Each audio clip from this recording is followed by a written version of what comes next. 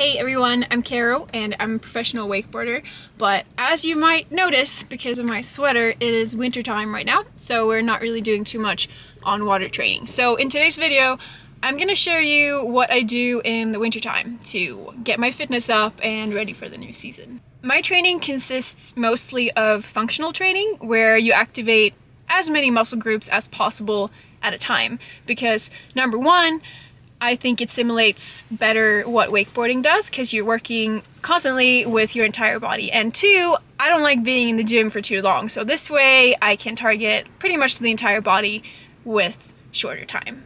The key to my workouts is to really be intentional with each movement.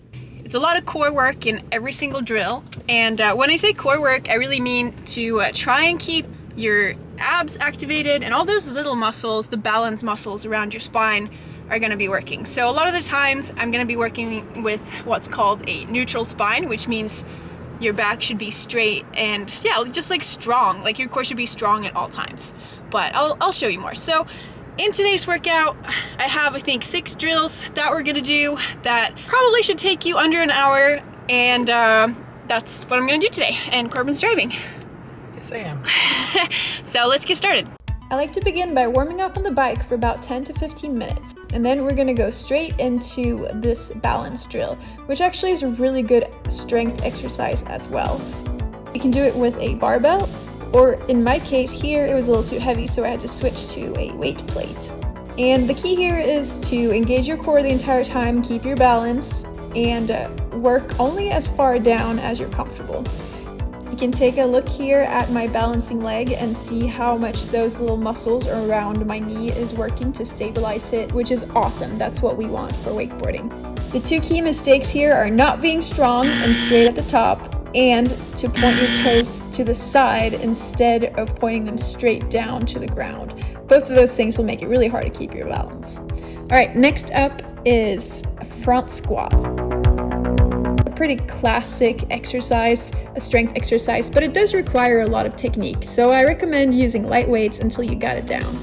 Keep your, core strong the whole time, and try and go as low as 90 degrees with your knees. A common mistake is letting your knees fall inward, which you don't want, so make sure they're tracking over your toes nice and strong.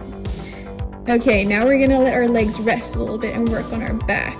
This one is fairly simple.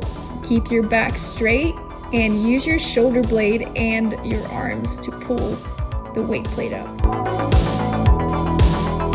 Next up, we have a kind of bench press, but I like to do it this way because you're engaging the back body of your lower body while still pressing.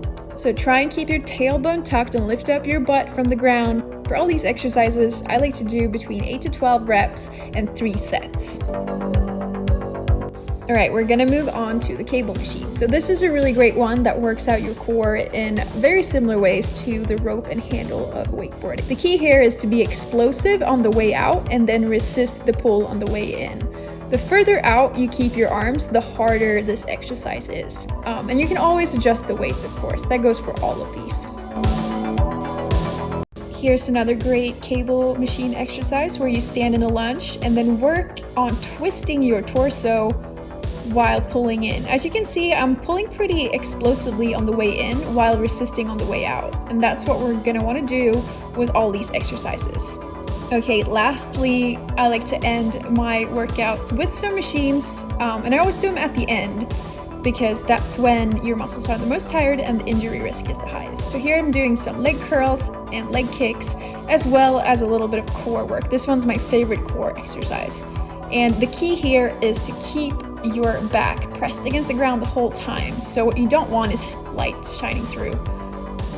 I hope you can find these exercises helpful, whether or not you do the entire session what I did, or just pick and choose some of the exercises that you want to incorporate in your own training. Good luck, see you on the water.